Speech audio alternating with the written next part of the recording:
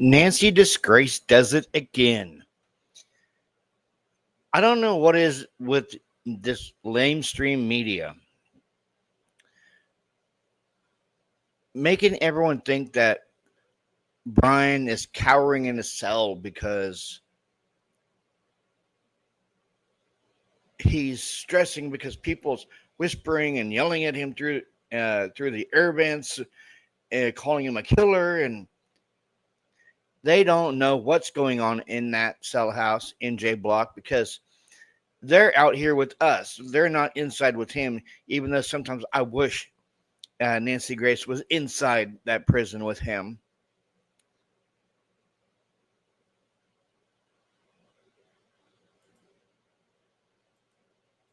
And give fingerprints at the Moscow police station. They're like, hey, jackpot, let's blame him, regardless of what it would do to the ex-boyfriend and the 3 other friends they plan to blame, what it would do to their lives. That meant nothing to them.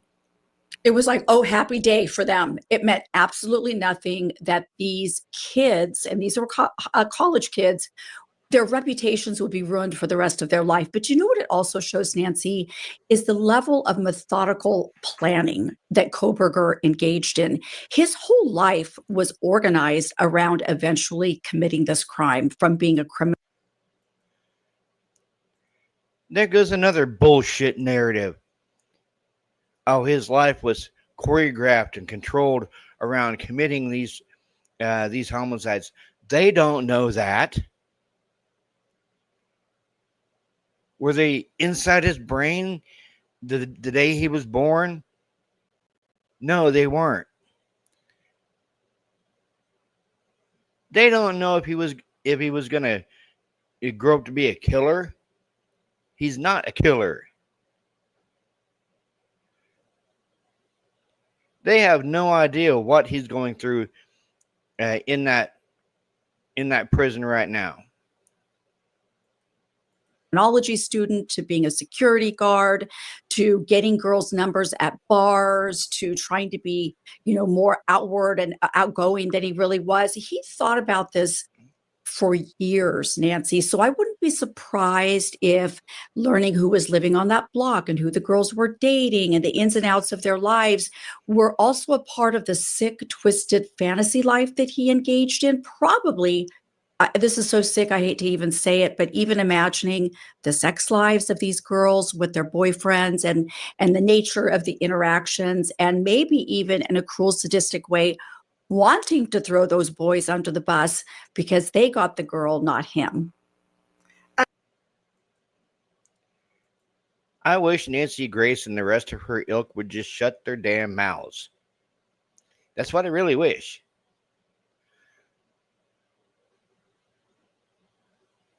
She is capitalizing on this case more than anybody here on YouTube. She touts that she's a former attorney, and she has thrown this guy under the bus from day one. From day one. She has made fun of him. She's made fun of Ann Taylor. She's made fun of his family. These people piss me off. Okay, you know what? Very often when trying cases, I would ask a witness to repeat something that was particularly probative or impactful. I need to hear what you just said, because we have uncovered a friend of Koberger's that said Koberger incessantly talked about wanting a girlfriend. I think. What guy doesn't talk about a girlfriend? What guy doesn't? Just because it's incessantly, what guy does not talk about incessantly wanting a girlfriend? They're trying to make this guy out to be weird when he's not. He was an incel, involuntary celibate. That's neither here nor there at this juncture, but it fits in with what you just said. Okay. Here we go, talking about he's an incel. He's an incel. You don't know if he's an incel or not. Stop it, Nancy. Very slowly. Say that again because it just hit me as he was digging up and trying to create who they're going to blame, the sexual enjoyment he may have had about thinking of the friend. What were you saying? He wasn't just a sadist, Nancy, he was a voyeur. And incels hate women because they can't get them. And he had a long history of not being able to get a girlfriend or to have a satisfactory relationship. So part of the preparation for the crime was a lurid fascination with the sex lives of these girls. And You don't know that. Just because someone can't get a girlfriend doesn't mean they will never get a girlfriend. And that doesn't make him an incel. It doesn't. Unlucky in love, maybe. But everyone finds somebody eventually. I'm tired of this incel nonsense coming from Nancy Grace and the rest of her ilk. part of that was identifying their boyfriends, men who may have lived on the block, spying on them, being incredibly, seethingly envious and jealous of those relationships, wanting to destroy them, and wanting to throw these young men under the bus to get them out of the way as sexual rivals. Dave Mack joining us. Dave Mack, it went a long way. It went a good distance as far as defenses go, trying to frame the other four individuals. Tell me about it. What were they digging up in order to blame the other people? The defense claimed that three of the four suspects were within walking distance of the King Road house. So they had, an opportunity to be right there when they needed to be. So that was one of the big things that they had about these possible alternate suspects. If we all remember the night of the band stop on Banfield, the alcohol stop on Banfield, those 3 or 4 people running in the background away from the house. Gee, that's walking distance, is it not? But nothing was ever talked about that. Those 3 or 4 people running away from the house, caught on body cam the night they did the alcohol stop on Banfield. Philip Dubé, have you ever had a twin case? And what I mean by that is when you're defendant, it's every prosecutor's worst nightmare, and it's every defense attorney's favorite dream when the perp actually has a twin and the DNA is extremely similar. I actually had a murder case where there was a twin. Yeah. So the point is, the defendant will do anything to blame somebody else. And in this case, you've got the texting to the ex-boyfriend, you've got the friends down the street. I'm sure they could have dredged up some type of a misunderstanding or a disagreement or anything to support those theories. Of course. And by the way, I've had that. Not often, I believe twice in my career. One was a sex trafficking murder where they found a prostitute dumped in a hefty bag off the freeway here in Southern California. And fortunately, legally, the defendant had an identical twin. They filed nonetheless because they had ample evidence putting him in his car at the scene where the body was dumped. Now, having said that, even if you want to blame an identical twin, there has to be more than just the motive, means, and opportunity in matching DNA. There has to be something that links that twin to the crime, not necessarily socially or interactively with the victim or victims. They have to be linked to the Wait. Can I just save your breath? We got a lot to get into the program tonight.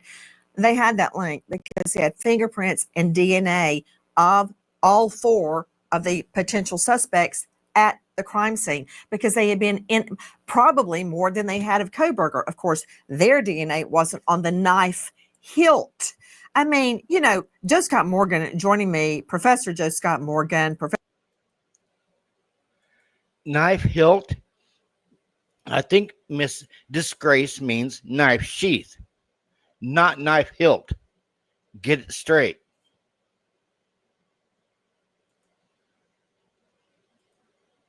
Professor of Forensics, Jacksonville State University, author of Blood Beneath My Feet on Amazon, and star of a hit new series, Body Bags, with Joseph Scott Morgan. We are also now learning about the horrific brutality of these crimes. But my point to you for right now, anyway, Joe Scott, is that none of those 4 individuals' DNA or fingerprints were anywhere connected to the crime, not on the victims' bodies, not in a bloody fingerprint, not on the murder weapon sheath. So, you know what? Technical legal term, I don't know if you've ever heard this. Koberger was screwed because his DNA was on the knife sheath. And not just the sheath, on where he had pressed in the snap. I mean, yeah, it's a major problem for them. But here, like that, let me give you this. And this is so disgusting to me on the part of the defense. Okay, so you've got access, you being the defense, to all of this imagery. You see everything inside of that house. You know how brutal this event was. I'm not going to say event, massacre was inside of that. thank you. I was about to, my head was blowing off when you called it an event, like it's a church social or a bridal shower. It's not an event. It's a quadruple murder where Ethan's arterial blood squirted up on the ceiling. And now I'm learning, Joe Scott, he was half hanging off the bed, half hanging off Xana's bed, where his jugular had been slashed. Yeah, right you are. And it was, the environment was just super saturated with blood. The defense was aware of this. So you're telling me going down this road as long as they'd gone, remember, it was just a few days before they reached this deal that they were still, you know, kind of putting this out there that there was somebody else involved. Why is it that you care so little about the community around this location that's never experienced anything like this, that you're not climbing? Why does the college care so less about the victims of this crime? Answer me that, Joe Scott Morgan. Why did the college distance themselves from this crime from the very beginning? Coming up onto the roof of every house there, screaming it that there is still a murderer out there. We have their name. We have the information. No, you're allowing the people in this area to walk around in fear. And that's what's so obscene about this, Nancy, that they go down this road and they believe that there is somebody out there that has the ability to commit this level of violence, but yet they're not going to interdict it. They're not going to help the community at all. They just let this person roam loose. So if you've got that information, let it go. I don't care about the fantasy world of courtroom right here. I'm talking about the real environment at the scene. And there's a major disconnect here. I don't know where their moral compass is, because I got to tell you, the needle's broken on it, Nancy. Please join us on our mission to find missing people, especially children, to solve unsolved homicides. Now, will the feds seek the death penalty on Brian Koberger? Listen to this. Over objections from the victims' families, the Moscow Police Department releases hundreds of crime scene photos and videos related to the investigation. One of the shocking photos is blurred, as it is a picture of a bed where one victim was murdered. We have all heard of double jeopardy, which means, for instance, Orenthal James Simpson, O.J. Simpson, was acquitted of double murder. Even if he later confessed, such as in his video and book, "If I did it, please stop," still couldn't retry him at the state level. However, feds have a death penalty. It is not considered double jeopardy because the feds are considered a different jurisdiction, so to speak, a different sovereign, as opposed to the state system where he took the weak plea. Example, Luigi Mangione. The feds swooped in and are prosecuting him on what could have been state charges. We all remember the Rodney King case and more. So straight out to Philip Dubé joining us. Dubé, it is entirely possible for the feds to seek the death penalty in this case for many reasons, including crossing state lines from Pullman to Moscow. But explain in a nutshell, this is not a law review article. Just explain in a nutshell how this could happen. And obviously, Kohlberger's doctoral curriculum did not include federal jurisdiction. The bottom line is this, that the feds have authority to prosecute any murder where a defendant uses interstate travel or interstate communications lines because there is a federal interest to capture, apprehend, and prosecute anybody that does that. And as soon as he got in the car and went from Moscow or from Pullman to Moscow and returned then to Pullman, he immediately triggered federal jurisdiction. And there are other situations as well, you know, like, for example, maritime admiralty, you know, that kind of stuff. But he is absolutely at risk. Now, as a practical matter, I sincerely doubt that they will go after him. And if they did, they could seek death. And the method of execution would be from the law of the state. And in this case, because Idaho has the firing squad, he would be subjected to that if the feds went after him. But because he pled, it pretty much closed the case out. But had he have gone to trial, and let's say he would have been acquitted, the feds would have swooped in and gone after him. Or let's say he would have been convicted and the case is on appeal, and the feds had some concern that maybe it could get reversed, maybe because of his autism spectrum disorder, they would then come after him federally. But those would be Whoa, hold on before you continue. Dr. Bethany Marshall, can we stop with the spectrum? Because that was never, in all the years of him being tested and getting his PhD, for Pete's sake, never was autism brought up until his defense team brought it up after he committed quadruple murder. I don't want to hear any more about all of his mental defects, his emotional problems, or the spectrum. Well, we don't want to hear any more from you, Nancy Grace.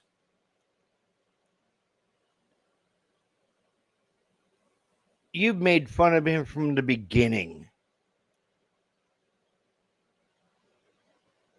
But yet you don't want to hear about his autism? Am I hearing this right, people?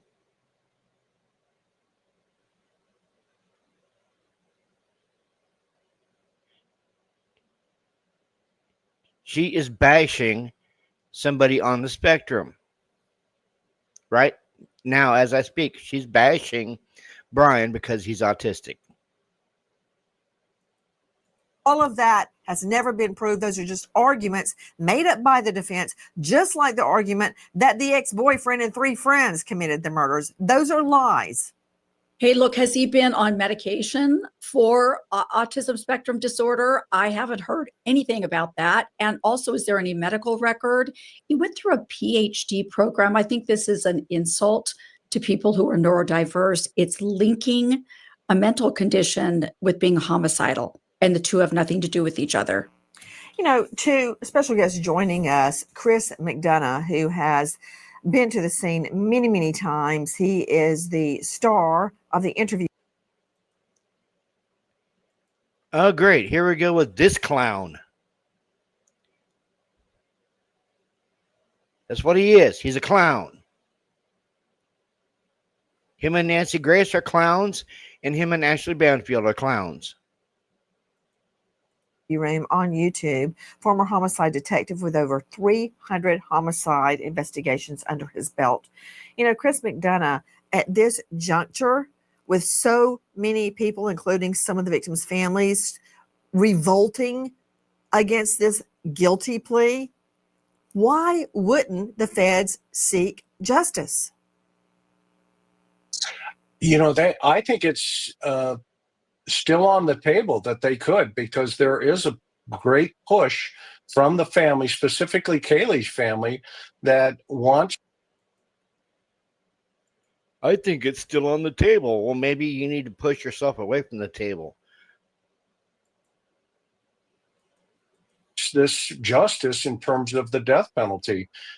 So if he does, like Counselor said here a bit ago, if in fact he starts pushing an appeal, I could see the feds going, "Hey, wait a minute, this could get out of control really fast," and step in. Could a legal loophole bring Brian Kohberger to the federal death penalty despite his weak plea deal? Yes, a legal loophole could see Kohberger face the death penalty despite the plea deal. Why? He crossed state lines. That puts him in the crosshairs of federal charges. But will it happen? Straight out to Susan Hendricks joining us, investigative reporter. What, if anything, do you know about the possibility the feds could still swoop in? Absolutely. As you said, there is a possibility, and I know who's hoping for that. That's Kaylee's father. Because what is it with these people wanting this man dead?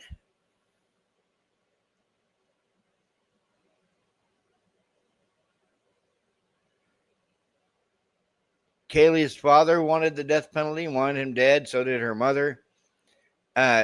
Now, this lady is pushing. Oh, the feds could pick this up and charge him and sentence him to death. Yeah. God, people. we're getting more information. It's being uncovered that he said, look, this investigation was botched in terms of the prosecution, what the families wanted. He even went on to say that he believes they were separating the families and pitting them against each other so they wouldn't bond together and say, no, we want to go to trial. We want the death penalty. And he believes the prosecution wanted this gone. And now he said he's offended because the prosecutor's on a media tour. You know, exacerbating everything is that we... Look at Steve G. He's on a media tour. He has no room to damn talk. Are learning during the sentencing that Kelly Gonsalves's mother gets a death threat. Listen. During Kohberger's sentencing, someone claiming to be inside the courtroom was terrorizing the mother of Kaylee Gonsalves. Christy Gonsalves received an anonymous death threat on her phone during the sentencing hearing. The text reads, "Sitting near you in court and watching you is a joke. You know that Brian is innocent." But that isn't all. The message continues, "I am in contact with a lot of serial killers, including BTK, and I've been in contact with a wannabe serial killer who is in Moscow, Idaho, and I have given him your address." Kaylee's dad, Steve, says authorities are investigating the messages. And then let me ask you, did you, on November 13th, 2022, enter the residence at 1122 King Road in Moscow, Idaho, with the intent to commit the felony crime of murder? 911 location of your emergency.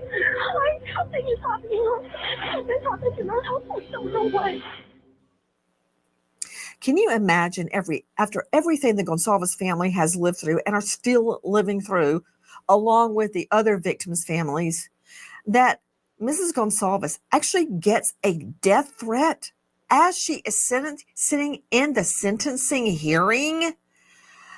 To you, Susan Hendricks, investigative reporter there for the sentencing, exactly what happened? Yeah, absolutely. There was a threat sent to Kaylee's mother during this. I was inside of that courtroom and we didn't know it at the time, but now it's starting to make sense why Steve stood behind his wife during her victim impact statement. I think to say, hey, I'm protecting my wife. Imagine the worst day you could ever imagine in your life, facing the monster that did this to your daughter, and someone inside is threatening you. But the woman next to me, the public.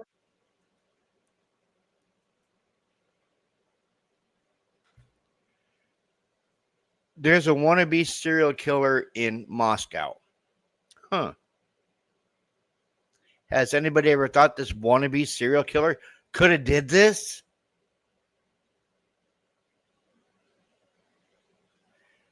And did this person ever come across the radar? I mean, they did find 2 cigarette butts, and the ISP held them for DNA testing.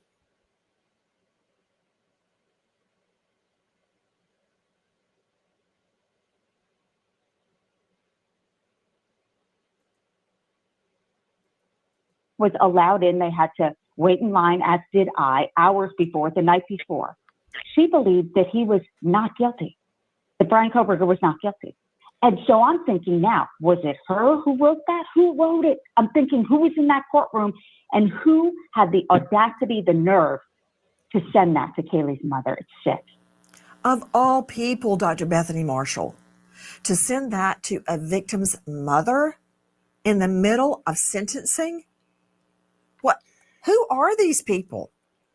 Nancy, they're wannabe sociopathic killers. I mean, it is not surprising to me at all that a court trial like this would draw other little mini Kobergers who are admiring him, who are living salaciously off of the details of the crime, want to hear every little minute of it, and even put their toe over the line by making a death threat themselves. So this does not surprise me at all. And in fact, I think in court cases like this, people should be more carefully screened to see what their background is, what their interest is, because a lot of them are what we call offender identified. You know what's interesting, Dr. Bethany? This is at the sentencing where he has already pled guilty and he's being sentenced. Yet people are still deluded and insisting that he is innocent and going so far as to make a death threat on the mom. I mean, exactly what was the threat, Susan Hendricks? What did the threat say to Mrs. Gonsalves? The threat said something to the effect of that they know that Koberger is innocent and threatening harm against the family. I mean, the lowest of the low, but I've seen it in other cases as well. I go back to Delphi. I mean, people are sick. Even when he pled guilty, he said he's guilty. And they're saying, no, not so. It says, I'm sitting near you in court and watching you is a joke. That's what they're saying to Kelly's mom. You know, Brian is innocent. But that's not all the message said. It says, quote, I am in contact with a lot of serial killers, including BTK, bind, torture, kill, Dennis Rader. And I've been put in contact with a wannabe serial killer who is in Moscow. And I've given him your address. Yeah, that threat should be taken seriously. That is an overt threat. And what I don't get to you, Chris McDonough, the same people that are responsible for this weak plea deal are investigating that threat. How hard can it be to find out who sent a text? Yeah, you know, this is one sick puppy, whoever this individual is. And it is not very hard at all to track that number down. A lot of people believe that once you get a burner phone, that there's no way of getting, you know, a connection back to who may have that in their position. But in fact, there is. And it's a system called Whooster, Whooster, and they will find you. This as now we're learning about the true brutality of these crimes. Why was that not released sooner? Because there would have been a riot at the courthouse as a result of these. Please listen. Many of the photos released are so gruesome they are heavily blurred. In surveillance video from a neighboring house, time is documented that appears to show Koberger driving around the neighborhood for 15 minutes before stopping. The video documents what seems to be noise coming from 1122 King Road. At 4:17 and 40 seconds, what sounds like a thud, followed by a person crying, then a dog begins barking. You just heard about video that is now just being released. The video is accompanied with audio, and it is actually painful to listen to because you hear what sounds like.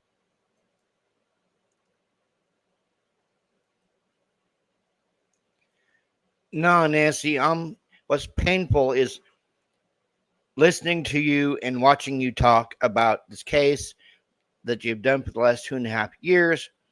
You, I'm not even going to call him Chris McDonough. His name is Clown McDonough, and Ashley Banfield. Y'all have thrown this guy under the bus for the last 2.5 years.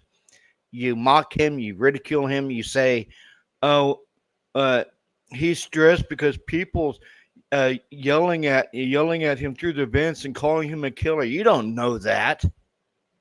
You're not there.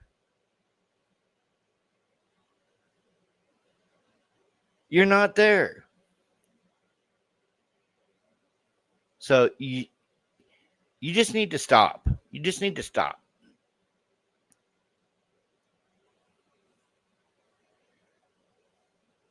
I hope everyone has a good night. Make sure you hit that like button, the subscribe button, and the bell notification for all my new uploads. And leave a comment down below on your thoughts about Nancy Disgrace and Chris Clown McDonough. Everyone have a good night. This is True Crime Unleashed. I'm out. Peace.